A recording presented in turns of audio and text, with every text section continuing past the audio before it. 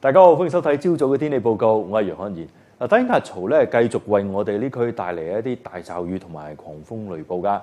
不過咧，我哋預計今日日頭情況咧有些少改善嘅跡象嘅。我哋睇翻午夜過後嘅一場雷雨咧，其實就影響咗市區啦，同埋咧新界東部嘅一啲地區。我睇翻個雨量圖就見得到㗎啦。咁啊，分別咧就喺市區同埋新界東部咧，基本上都錄到有超過40毫米嘅雨量。雨勢特別大嘅咧，集中咗喺西貢啊。咁啊，西貢咧就更加係錄到超過70毫米嘅雨量添。咁啊，落雨比較多嘅地區咧，我睇到今朝早嘅氣温分佈咧，最低氣温普遍都係介乎喺25至到26度之間。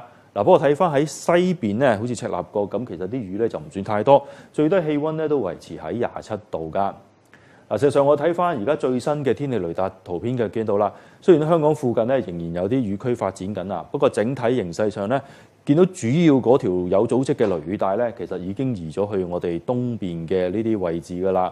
事實上睇翻西邊好似沙螺灣影到嘅天氣照片咧，亦都見得到天空上面嘅雲層咧係開始咧有個轉薄嘅趨勢㗎啦。所以預測今日嘅情況咧會係有啲變化㗎。我哋預計咧今日會係大致多雲啦，咁有驟雨，初時咧雨勢有時係頗大，同埋有幾陣狂風雷暴。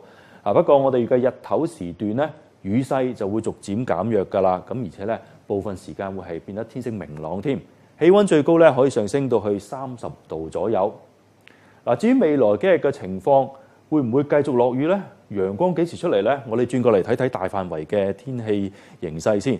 衛星圖片顯示咧，整個華南地區而家因為仍然受到低壓槽嘅影響咧，啲雲都係普遍比較多。不過我哋睇遠少少，而家咧喺西北太平洋嗰邊其實已經出現咗一個晴空區㗎啦。呢個晴空區咧就係同副熱帶高壓脊係相關嘅。我哋預計咧副熱帶高壓脊嚟緊嗰幾日就會有一個向西伸展嘅過程。咁屆時咧就會將啲好嘅天氣咧帶到嚟廣東沿岸地區㗎啦。不過屆時咧我哋又會變翻比較熱咯。整體嚟講，我哋展望香港嘅情況，未來嗰幾日咧將會係變得天氣炎熱啦，同埋部分時間會有陽光㗎。好啦，天氣講到呢度，拜拜。